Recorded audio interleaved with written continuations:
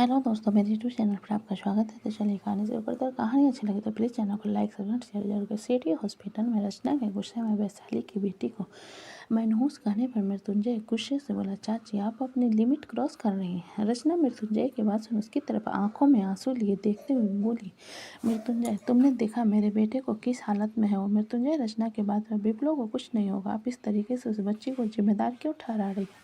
मुझे कुछ समझ नहीं आ रहा है, मैं क्या करूं। मेरा बच्चा जिंदगी और मौत के बीच में, अगर उसे कुछ हो गया तो। रचना ने रोते हुए कहा। सुमित रचना को अपने गाले लगाते हुए बोला, मॉम वापी को कुछ नहीं होगा, आप रोना बंद करो और किसी से कुछ मत कहो।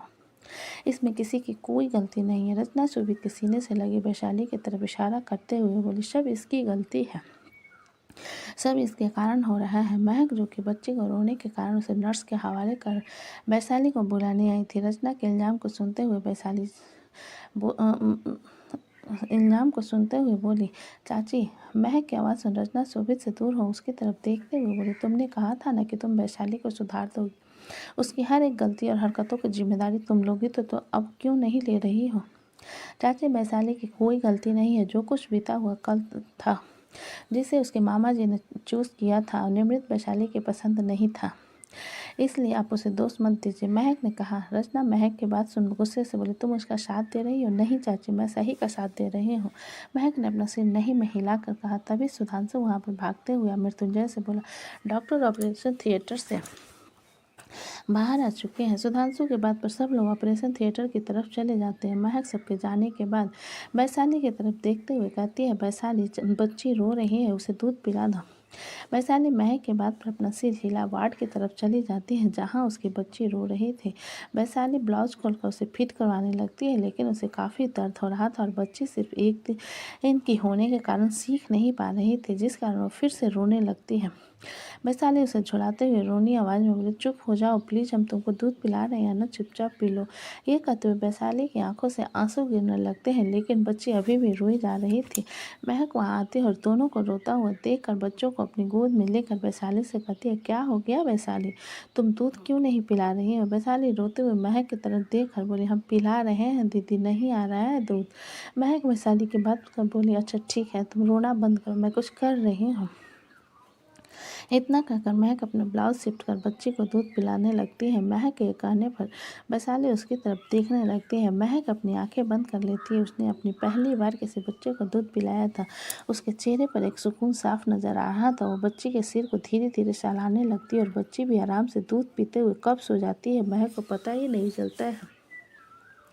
दूध पिलाने के बाद महक उसे पालने में सुला। वैशाली की तरफ देखते हुए बोली, डॉक्टर से कंसल्ट करेंगे, कभी कभी कुछ दिक्कत हो जाने के कारण दूध नहीं आता, लेकिन दवाओं से दूध आना शुरू हो जाता है। वैशाली पालने को धीरे धीरे झुलाते हुए महक की तरफ देख कर बोली, हमको इतना तो पता था कि आप हमारे बच्चे से बहुत प्यार करोगे, लेकिन इतना नहीं सोचा था कि अपने बच्चे के हिस्से का दूध उसे पिलाओ। महक वैशाली की बात पर उसके सिर पर हल्का सा मार कर बोली, किसी के भी बात का दिमाग पर असर मत डालो, अमृत भाई बिल्कुल ठीक हो जाएंगे, तुम बच्चे के साथ यहीं पर रहो, मैं विप्लव को देख कर आती हूँ। वैशाली महक की बात पर अपना सिर हिला देती है और महक वार्ड से बाहर चली जाती है। वैशाली बच्ची की उंगली से खेलते हुए बोले, तुम बहुत किस्मत वाली हो जो तुमको इतना अच्छा परिवार मिल रहा है। एक बार तुम्हारे पापा को होश में आने दो, फिर देखना तुमको अपनी गोद में उठाकर झूमेंगे। वो बच्ची वैशाली के बात पर नींद में मुस्कुरा देती है, जिसे देखकर वैशाली के चेहरे पर छोटी सी मुस्कान आ जाती है। इधर ऑपरेशन थिएटर से डॉक्टर बाहर आते हैं। रचना डॉक्टर को देखकर जल्दी से कहती है, क्या बात है डॉक्टर, मेरा बेटा तो ठीक है ना। डॉक्टर रचना के शांत करवाते हुए बोले, शांत हो जाइए, अब उनकी कंडीशन स्टेबल है, वो होश में है, लेकिन हमें एनेस्थीसिया दिया है, कल मॉर्निंग तक वो होश में आ जाएंगे और हम उन्हें नॉर्मल वार्ड में शिफ्ट कर रहे हैं। मृत्युंजय डॉक्टर की बात पर बोला, लेकिन उसे सांस नहीं आ रही थी। डॉक्टर अपना सिर हिलाते हुए बोले, यश मिस्टर सारंग, अचानक एक्सीडेंट होने के कारण उन्हें शॉक लगा था, जिस कारण उनके दिल की धड़कन रुक गई थी, लेकिन अब उनकी हालत बिल्कुल ठीक। उनके हाथ में फ्रैक्चर आया है, जिसमें हम लोगों ने पट्टी बांध दी है, कल आप लोग उनसे मिल सकते हैं। डॉक्टर की बात सुनकर सभी लोग राहत की सांस लेते हैं। डॉक्टर वहां से चले जाते हैं और विप्लव को नॉर्मल वार्ड में शिफ्ट किया जाता है। उसके सिर पर पट्टी बांधी थी क्योंकि हल्की से चोट आई थी और उसके हाथ पर प्लास्टर लगा था। निर्जला विप्लव को ठीक देखकर रचना की तरफ देखकर बोला, रचना तुम्हें नहीं लगता तुम्हें वैशाली से माफ़ी मांगना चाहिए। रचना निर्जला की बात सुनकर बोली, मुझे ऐसा मुझे ऐसा बिल्कुल नहीं लगता कि मुझे उससे माफ़ी मांगनी चाहिए। शोभित रत्ना के हाथ पर हाथ रखते हुए बोला, लेकिन मॉम, आपको इस तरीके से बच्ची के बारे में नहीं कहना था। रचना शोभित की बात पर अपना सिर हिलाते हुए बोली, ठीक है, मैं बच्चे से माफ़ी मांग लूँगी। मृत्युंजय रचना के कंधों पर हाथ रखते हुए बोला, चाची, आप हमेशा कहती हो ना, बच्चे जब तक समझने ना लगे वो बहुत इनोसेंट होते हैं, कभी किसी की गलती नहीं होती, और मैं उम्मीद करूँगा कि आप उससे बहुत प्यार करोगे। निर्जला मृत्युंजय का साथ देते हुए रचना से बोली, बिल्कुल उसी तरह जैसे तुम अपनी बच्ची से करना चाहते थे। शोभित निर्जला की बात सुनकर रचना से बोला, हाँ, जैसे आप मुझे बचपन में लड़की की तरह तैयार करती थे, उसी तरह आपको उसका ख्याल रखना होगा। रचना उन सब लोगों की तरफ देखने के बाद गहरी सांस भर कर वो बोली, ठीक है, मैं उससे बहुत प्यार करूँगी, लेकिन उतना ही डांटूंगी भी। अब कम से कम मिलने तो दो। इतना कहकर रचना सब लोगों को वहीं छोड़ वैशाली के वार्ड की तरफ चली जाती है। सबसे जाता हुआ देखती है। निर्जला पीताम्बर की तरफ देखते हुए कहती है, तुम मुझे कहाँ से उठाकर लाए थे? ट्रैफिक सिग्नल पर बस मुझे उससे पहली नज़र में प्यार हो गया था। पीताम्बर ने मुस्कुराते हुए कहा, जिसे देख शोभित अपना सिर हिलाते हुए बोला, मोम का मूड भी बहुत अजीब होता है। मृत्युंजय उन सब लोगों को इग्नोर कर सब लोगों की तरफ देखते हुए बोला, कल सुबह सब आ जाएंगे, मैं यहाँ पर अस्पताल में रुक रहा हूँ, आप सब लोग घर जाइए। शोभित मृत्युंजय का साथ देते हुए सब लोगों की तरफ देख कर बोला, मैं भाई के साथ यहीं पर हूँ, आप लोग घर चले जाइए। सुधांशु मृत्युंजय की बात पर, मैं भी यहीं पर रुकूंगा। मृत्युंजय सुधांशु की तरफ देखते हुए बोले, क्यों, यहाँ पर भंडारे की खिचड़ी बट रही है जिसे तुम्हें खाना है? सुधांशु मृत्युंजय की बात पर अपना सिर नहीं में हिलाते हुए बोला, मैंने ऐसा तो नहीं कहा, लेकिन मुझे यहाँ रुकना है क्योंकि मेरी दीदी यहाँ पर है। जिसे सुनकर मृत्युंजय ध्रुवी की तरफ इशारा करते हुए बोला, लेकिन गर्लफ्रेंड तो जा रही है ना, तो तुम भी जाओ। मृत्युंजय की बात सुन सुधांशु बोला, मुझे गर्लफ्रेंड से क्या लेना देना, वो अपने घर जाएगी, मैं अपने घर जाऊंगा। अच्छा, उससे अच्छा है मैं यहीं पर रुक जाऊंगा। ध्रुवी मृत्युंजय की तरफ देखते हुए बोली, भाई, ऑलरेडी सुबह होने वाली है, मैं सुबह का ब्रेकफास्ट लेकर आ जाऊंगी, मैं जा रही हूँ। इतना कहकर ध्रुवी बाकी लोगों के साथ वहाँ से घर के लिए निकल जाती है। अब वहाँ पर सिर्फ डेविड, वर्षा, दीप, राजीव, शोभित, मृत्युंजय, महक, वैशाली और रचना रह गए थे। सुधांशु उन लोगों की तरफ देखते हुए बोला, मैं भी बच्ची से मिलकर आता हूँ। मृत्युंजय वर्षा की तरफ देख कर बोला, तुम यहाँ पर विप्लव के साथ ऊपर ध्यान दो, हम लोग बच्चे से मिलकर आते हैं। वर्षा अपना सिर हिलाते हुए बोली, ओके, मुझे कोई दिक्कत नहीं है। डेविड वर्षा की तरफ देखते हुए बोला, लेकिन एक मिनट, यहाँ पर क्या कर रही हैं? जिसे सुन वर्षा डेविड को देखते हुए बोली, ये मैं भी पूछ सकती हूँ कि आप यहाँ पर क्या कर रहे हो? डेविड वर्षा की बात पर फुल एटीट्यूड में बोला, मैं इस घर का फैमिली मेम्बर हूँ। किस एंगल से? वर्षा ने पूछा, जिसके जवाब में डेविड मृत्युंजय की तरफ इशारा करते हुए बोला, मैं इनका पर्सनल डिटेक्टिव हूँ। तो क्या हो, तो हुआ ना, फैमिली मेम्बर। वर्षा कुछ पल सोच कर बोली, और अगर मैं इनके फैमिली से किसी से शादी कर लूँ तो मेरा रिश्ता ज़्यादा बड़ा होगा या आपका? जिसे सुनकर सब लोग वर्षा को घूरने लगे। वर्षा सब लोगों की नज़र को महसूस करते हुए, व्हाट? राजीव वर्षा के बात पर बोला, सारंग परिवार में खड़ूस लड़के अलाउड नहीं है, वहाँ के लड़के क्यूट, मासूम और इमोशन से भरी होती है। वर्षा राजीव की बात पर बोली, क्यों, मैं क्यूट नहीं हूँ, सुंदर नहीं हूँ, जो मुझे उस फैमिली में आने का लाइसेंस नहीं मिल सकता? मृत्युंजय सब लोगों से कुछ कहने से पहले वर्षा को उंगली दिखाते हुए बोला, मेरे भाइयों पर नज़र मत डालना, क्योंकि मेरे भाई बहुत छोटे हैं और तुम शक्ल से ही काफ़ी डेंजरस लगती हो। सुधांशु मृत्युंजय को वर्षा के सामने से हटाते हुए बोले, इस तरीके से अपने से छोटों को धमकी नहीं दिया करते। मृत्युंजय सुधांशु के बात पर से घूरते हुए बोला, तुम बहुत साथ दे रहे हो इसका, कहीं ध्रुवी को चीट तो नहीं कर रहे हो ना? सुधांशु मृत्युंजय की बात सुन अपना सिर नहीं में हिलाकर बोला, मुझ में इतनी कैपेबिलिटी नहीं है कि मैं एक साथ दो लड़कियां चलाऊं। आखिर में दीप थोड़ा सा फ्रस्ट्रेट होकर मृत्युंजय से बोला, यार, मुझे एक चीज़ समझ नहीं आता तुम्हारा, क्या तुम कभी किसी की लव लाइफ बनता हुआ नहीं देख पाते? दीप की बात सुन मृत्युंजय उसे घूरते हुए बोला, व्हाट यू मीन? तुम कहना क्या चाहते हो कि मुझे जलन होती है किसी के लव स्टोरी बनता हुआ देख? दीप अपना सिर हिलाते हुए बोला, हाँ, मुझे यही लगता है, क्योंकि मैंने ये तुम्हें अक्सर देखा है सुधांशु से जलते हुए, और उससे भी जरूरी वर्षा अगर तुम्हारी फैमिली में किसी को पसंद करती है तो तुम्हें क्यों जलन हो रही है? मृत्युंजय अपने दांत पीसते हुए बोला, क्योंकि विप्लव की ऑलरेडी गर्लफ्रेंड है। जिसे सुनकर सुधांशु धीरे से बोला, विकल्प भी तो है ना, तो सिर्फ विप्लव की गर्लफ्रेंड क्यों हो सकती है?